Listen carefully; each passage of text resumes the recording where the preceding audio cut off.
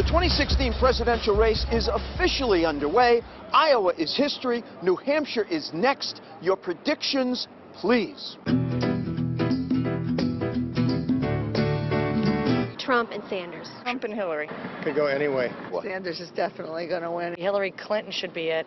No, and I hope Ted Cruz sinks fast.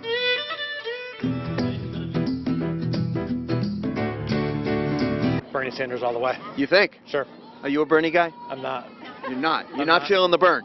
I feel the burn. I'm just not his guy. Just because it's his state, right? Well, Vermont, next Vermont, door. okay. Yeah. See how I follow. New Hampshire's a more libertarian-leaning state. Mm-hmm. True. However, I think they're also more open to Bernie Sanders than Hillary. I just hope that all Americans really take some time to really consider who they're voting for and what they stand for. You think it's going to be Cruz and Clinton? Mm-hmm. And who wins? Clinton.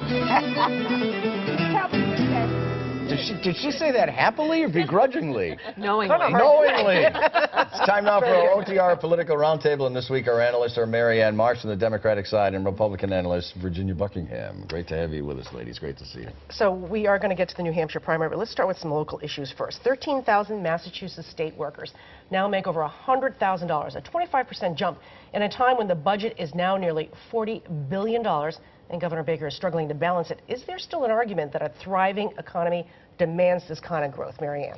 It's hard to say that when the median income in Massachusetts is $69,000. For state workers, it's $52,000, and minimum wage is only $9 an hour. And that's the point Charlie Baker's trying to make to try to close this gap. Ginny, is she right about that? It's a stunning number, and it's the kind of thing that really does get people's goat. And I think anyone who wants to argue that Charlie Baker is going to let this kind of excess continue on his watch, I don't think that's going to happen. Yeah, but two salaries kind of affect the average. The highest paid state employee is the men's basketball coach at UMass, and he makes $1.1 million, and the football coach makes just under $1 million. And then a lot of and the both other of them are losers. And epically bad records. How are they Should in be a replaced. snowstorm? Are they good plowers?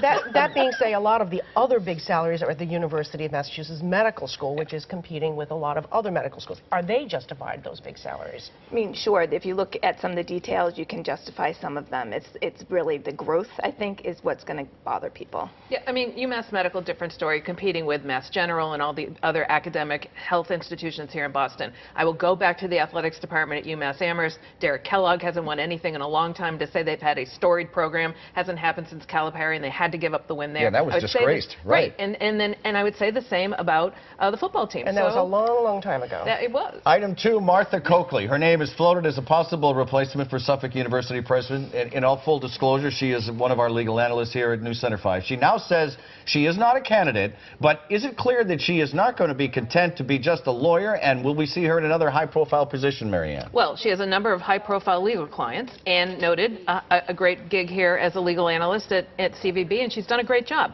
But with the dearth of high-profile women in Boston and high-profile positions, hard to imagine she's not going to have one. It won't be a political one, maybe an appointed one, but not an elected one. Ginny.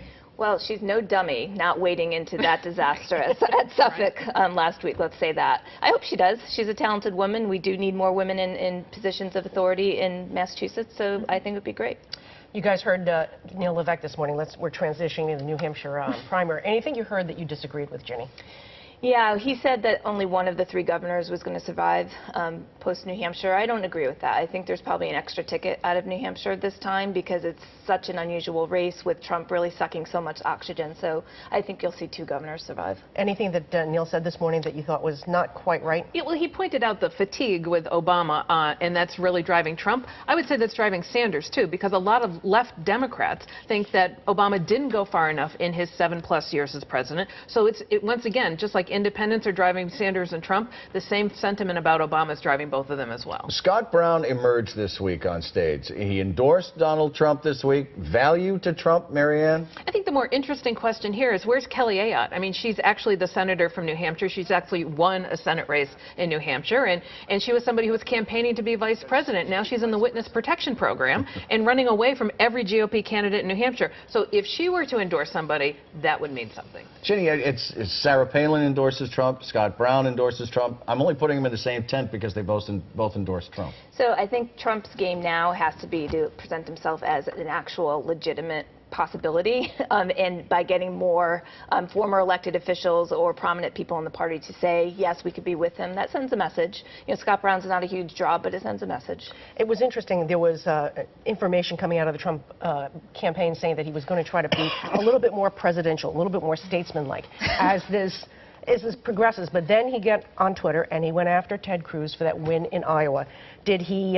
Is it the fact that he can't help himself, or do you think he doesn't necessarily have to be statesman-like? So the best line was the Trumper tantrum. Like that is going to stick. I think he can't help himself.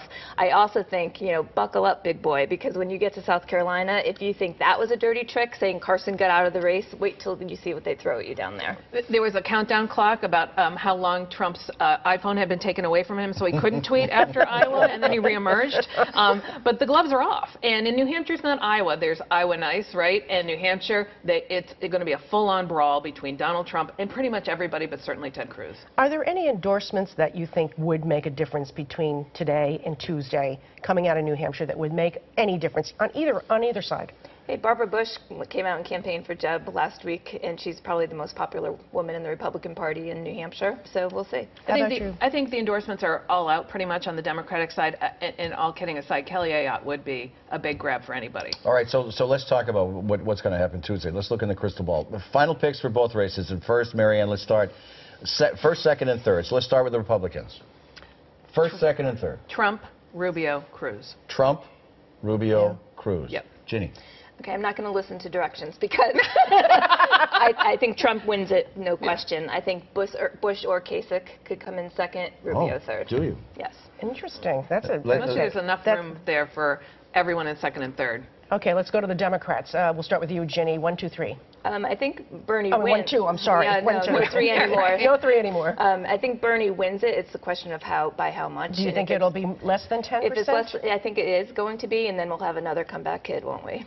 Is she right about that, Marianne? I think Sanders wins. But if Hillary Clinton does somehow eke out a win, it will be an epic upset. Do you predict for sure that it'll be less than a 10% win for Bernie Sanders?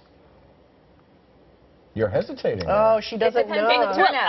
We don't want to date this. I think it is. I think it's less than 10. I asked you this question during our 7 o'clock news, and I'll ask both of you right now. Does Bernie Sanders last beyond New England, no matter what happens? Oh, yes. Yes. Yes, because Democrats do their delegates by proportional. So you can, whatever percent of vote you get, 25, 35, 45, you get delegates everywhere. Right. He is going to cherry pick his way all the way down to, like, April, at least. Life beyond New England? Loony left exists everywhere, not just Massachusetts. So absolutely. Loony left? We don't have winner take all. You have Very winner good. take all. We're back in a minute.